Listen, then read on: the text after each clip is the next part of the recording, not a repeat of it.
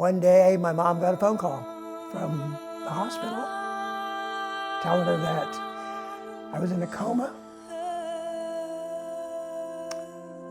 and not gonna live.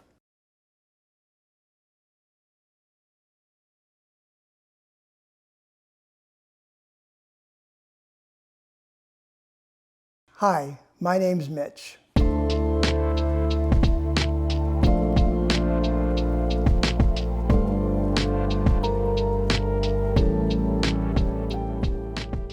I think I have a lot of layers to the person that I am today. Being a child of the 60s, my parents were both from England, and I was raised in a very middle-class American society, and fortunately with parents that were very open and engaging and honest. They expected us to be honest with them, and it gave us a platform to always, or so I thought, always share and be a significant contribution to each other's lives. And I don't mean to sound like my parents weren't amazing people, they were. But you know, I grew up and I believed in the beginning that I was the person that I was with the father that was my father. And I went through that process until I was about 18 years old and thought everything in my life was normal. And then I decided I wanted to take a trip to visit family in England, and I needed my passport. We have traveled as a family. I had never seen my passport. I had also never seen my birth certificate or anything about my childhood as a baby. I had seen pictures of me as a baby with pictures cut in half and whoever else was on the other half cut out, but my mother just said it was something that happened, damages to the film. There was always a reason why I didn't have access or see the baby books and the original parts of my life, the beginning parts of my life. And they had to sit me down and tell me that I actually had a different father. A father that had deserted me when I was 1 year old and that had done everything and anything in his power not to be part of my life. And that my parents, the ones my father and mother, the father I believe was my father, took me under his last name, took me into his life. My mother used to say she was fortunate to have found a man in the 60s that would marry a woman that was divorced with a child.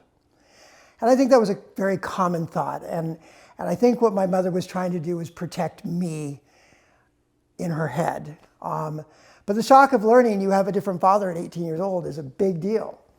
And I reached out to my birth father, and we had a very limited contact. He really wanted nothing to do with me. He felt that it was best that I just continue on in my life and not know anything about him or his past or his history, and that door was shut on me. And it was traumatic, but I don't know that I really realized how traumatic it was until I started to become older and needed to know more and wanted to know more. I, right around the age of 21, came out as gay. And again, my parents were amazing. They loved me and they supported me and they lifted me up. And you know, I thought things were going well, but I was having trouble with relationships. I was having trouble developing relationships. I was having trouble trusting what people told me about what love was and what being part of a family was, because I now had two families. One I knew nothing about, and one that I wanted to believe everything that they said to me was true.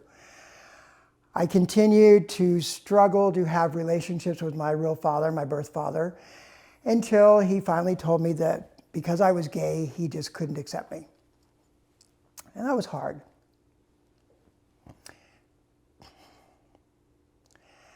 I didn't know if I had any siblings. I didn't know what my health history might be. I didn't know why I was so difficult for him to love. And that answer wasn't coming anytime soon. It certainly wasn't coming anytime soon. You know, so I continued on with my life. I was living in West Hollywood. found out I was HIV positive in the 80s. Again, a huge societal rejection. It was, the government was doing everything they could do to make sure that nobody really was aware of what was happening. They weren't sharing information with our community. I was watching friends die constantly. I think I was going to funerals every couple of weeks. And sometimes those funerals were like for 2 and 3 people together because their families had rejected them, and it was just friends coming together to bury the person that they lost. We formed circles. We called them HIV buddies, and we had a calling circle that we called people all the time to find out if they were okay, and if they weren't, we went to their house and we checked on them. And my parents were amazing during that. My mother researched and created binders of research and to help me navigate through it, and I love her for that. And I love my dad. My dad was amazing through it all also. But through that time, I was also trying to have this relationship with my real father, my birth father, and until he finally cut that door off. And I think I held for many years a lot of anger towards my mom and my stepdad. I think I blamed them for not pushing my birth father into a lane, into having this relationship. But I had bigger things to deal with, my health. I chose for my path not to go on to medication. I think I saw too many people dying from all the medication that was out there. It was killing them faster than the diseases they had. For me, and at that time, most people were dying from pneumocystis pneumonia. And it was infections of your skin or your lungs or your organs that developed lesions that just ate you away from the inside out. And it was really a terrible death for people. I continued to monitor my health. I continued to try to be a good steward for myself. And I continued to hold resentment to my family. Even though, again, I didn't really see it as resentment or even as anger. I created some distance. I created a lot of distance. I moved across the country. And I didn't have to look at my parents every day and my brother and my sister, who weren't really my brother and sister, who all were keeping this big secret for all of these years. Even when I found out about my real father, my parents were just about to celebrate, their 18th anniversary. Well, they call it their 18th anniversary. It was really their 14th anniversary. They used to not be honest about how long they were married to bring me under the wing of their relationship. They weren't honest with all of their friends about how long they were married.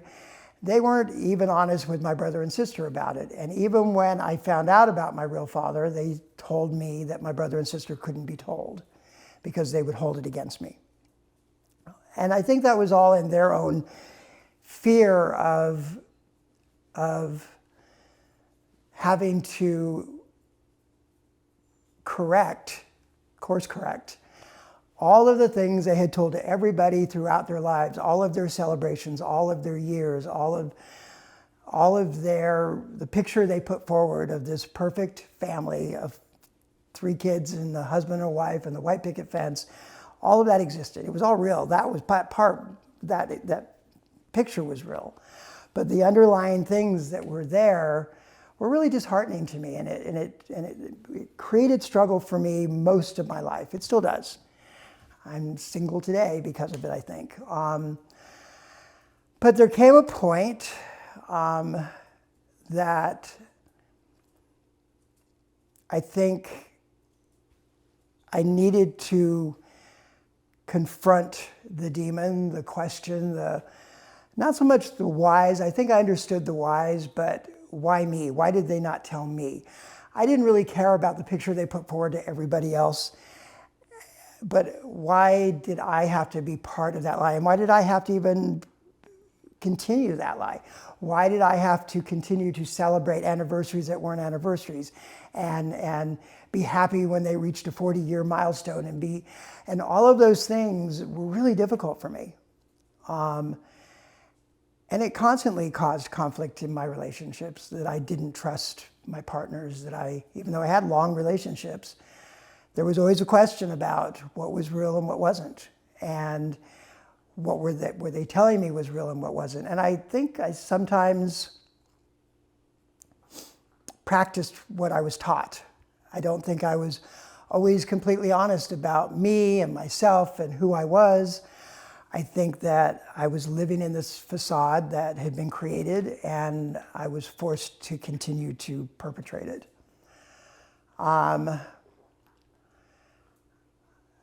Since I lived so far away, I didn't have to have regular contact. I didn't have to have regular, so I lost a lot of time with my family, a lot of time. In fact, there were a number of years that we didn't even speak to each other. They had no idea what my life looked like.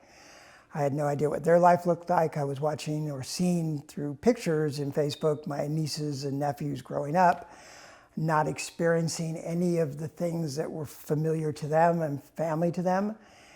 And I just really felt disconnected. I made it up made up the fact that I had friends, and I thought they were just as good as family, which in some cases they were, or better. But I still know that I was missing. I don't know if I really was able to grasp the 60s and the reality of why they felt the need to not be honest with me. They'd always supported me. They'd always expected me to be honest with them. They'd always driven home that was what was important. But I found that I didn't want to share a lot of my life with them. I didn't feel that they had shared my own life with me. So, we went on, and as things developed and my HIV developed, it came time that I needed their support again. And I reached out to them, and we had to have a conversation. We had to talk about, the realities of the lie that they had created. They were still celebrating 40 years of marriage to everybody else. And what forced that conversation was I had been invited to come and fly back home and celebrate their 40th anniversary, and I refused because I said it wasn't 40 years. Why was I going to be why was I just part of this story? Was I just part of this facade that they needed to continue to maintain? And I just didn't want to participate in it, and I didn't. And I think that hurt my mom a lot. I know it hurt my mom a lot. She told me that she thought she raised me better than that. She raised me to forgive. But I didn't know what I was forgiving. I didn't know, if you sit back and logically go, okay, it was the 60s and that was the life, and women were treated as bad second-class citizens when they were divorced, and especially when they had children. And the thought that you're lucky you found a man just was foreign to me. I think my mom's a wonderful woman. I think she'd have found a man no matter what. I don't think she had to give up anything to find the man that she spent the rest of her life with, who was an amazing man. He never treated me as anything different, but I felt different. Once I found out, I always felt different.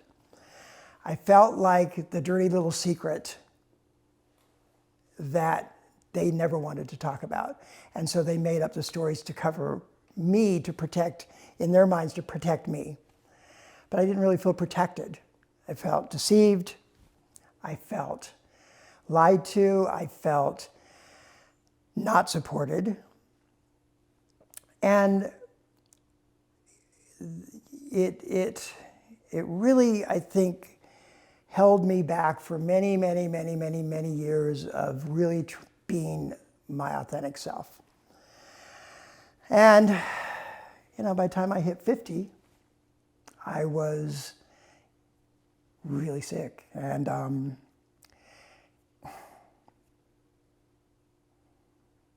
hadn't spoken to my family in many years. And that was my shame.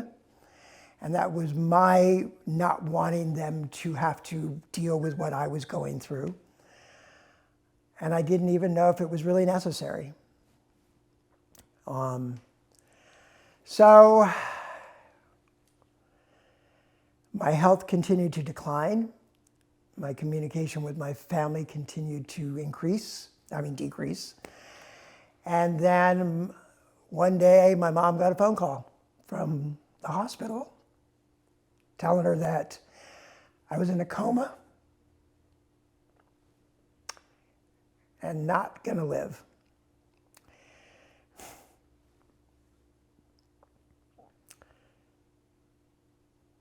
Now, I'm of course not aware of that because I'm in a coma, but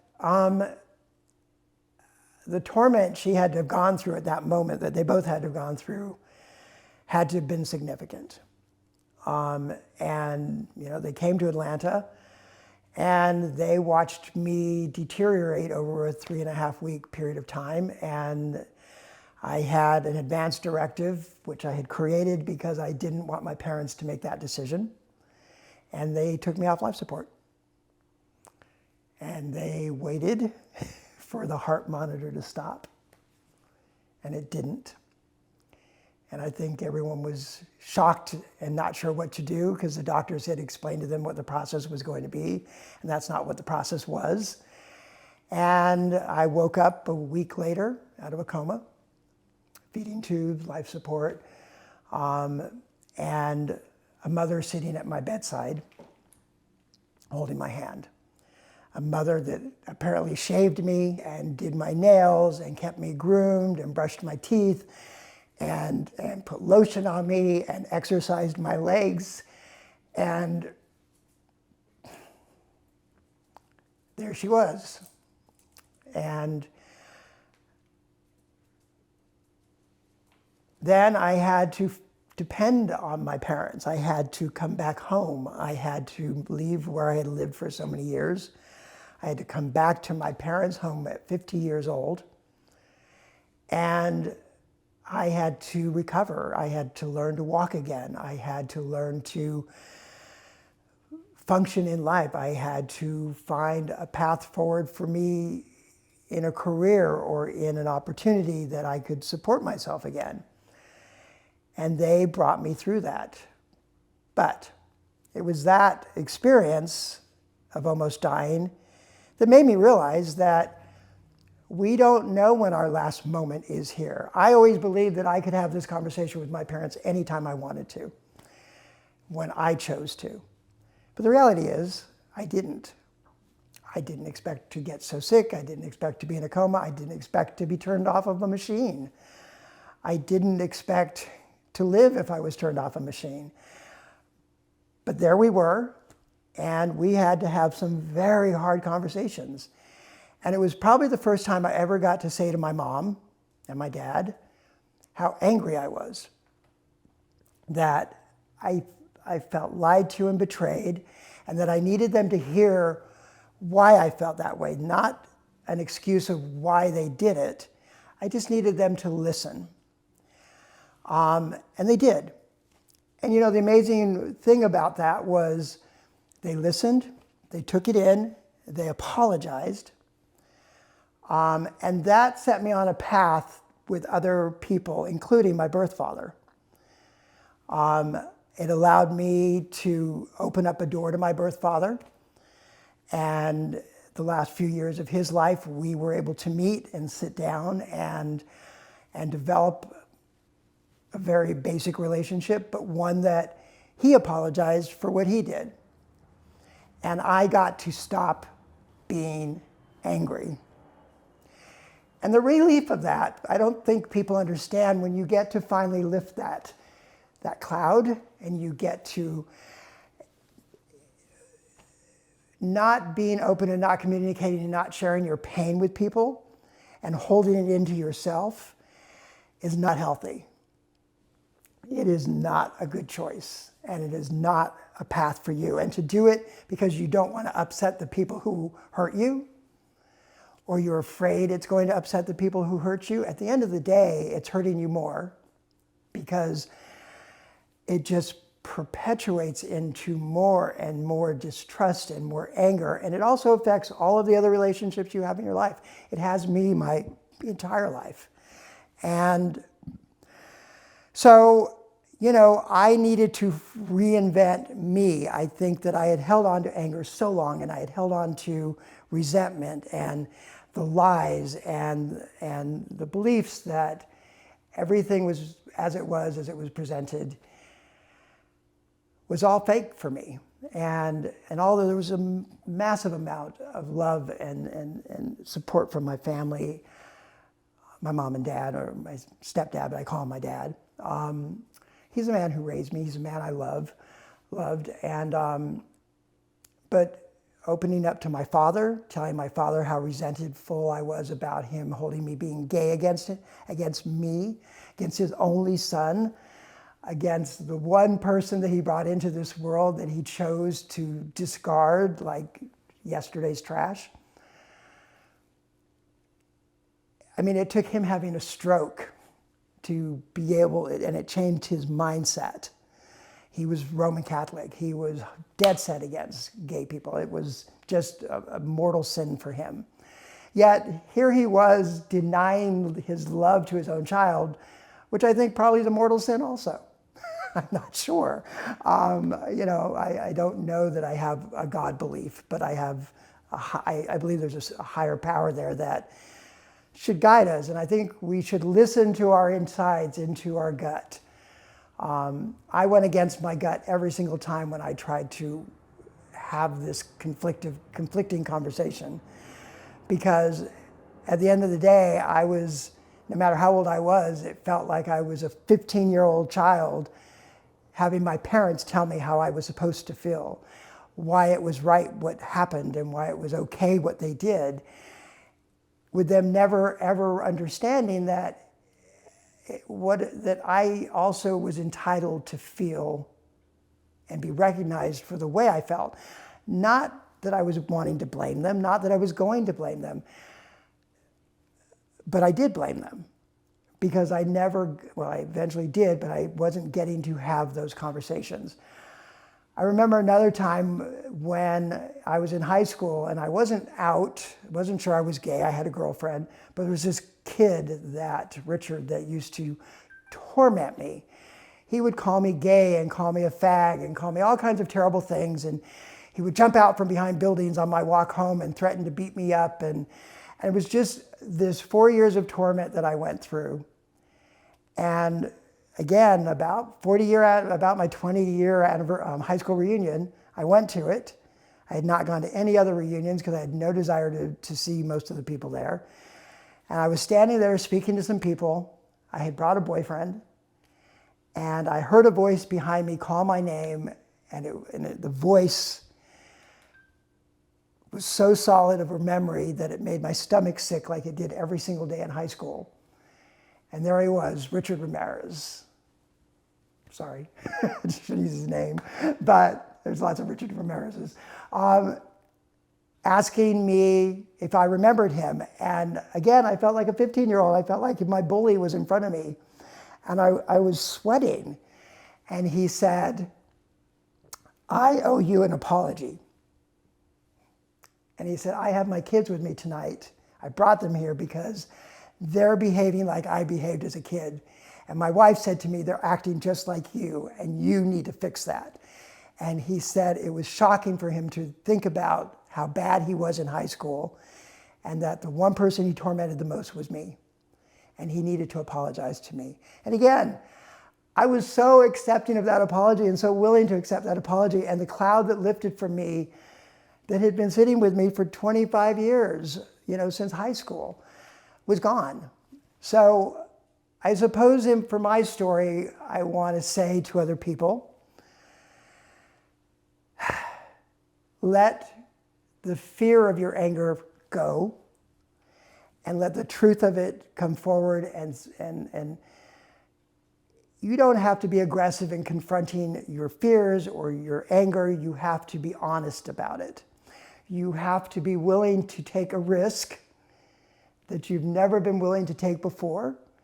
And you have to say to that person or those people, no matter how much you love them or how much they love you or how much you were hurt, or even if you haven't spoken to them again, you have to be willing to take in the apology, and you have to be willing to be honest about the darkness that you have carried for all of these years. I have led my last 10 years with such freedom and such community, sense of community and sense of love. You know, I lost my mom and my dad and my stepdad within 2 years of each other. And that was all very dramatic. But the good thing was that I got to say to them what I needed to say. And I got to hear back from them what I needed to hear. And sometimes something as simple as, I'm sorry. I'm sorry you felt that way. I never wanted you to feel that way. Those are the biggest words and yet sometimes the hardest words. So I'm thankful that 50 years later, I've reached this place. I've reached this moment in my life where I can be, well, now I'm 60 now, so I'm 63, where I can be authentic. I don't have a fear of telling people how I feel. I know the spectacular experience you get when you do it. I know that the fear that's been sitting in your gut for all of those years just goes away. And it actually starts to drop down, and you actually start to deal with a lot of issues. You actually start to realize that this issue is a result of this issue, is a result of this issue, and they just all pile together and they weigh down and push down on you until you just gave in. And you have to stop giving in. Your life has to be your life. Your love has to be your love. And you know what? Even if people don't want to apologize, I think at least if you ask for it and they don't give it, then that's on them. You said what you needed, you asked for it, and you can feel good that you said to those people or that person, this is what you made me feel like. It's not what they did, it's what you felt like as a result of it.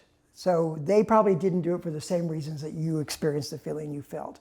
But it's important to do that. So to all of you out there, I say, live your truth, find your support, and push out that anger, because it will change your life and it will make you so much happier for the rest of it. So thanks for the time.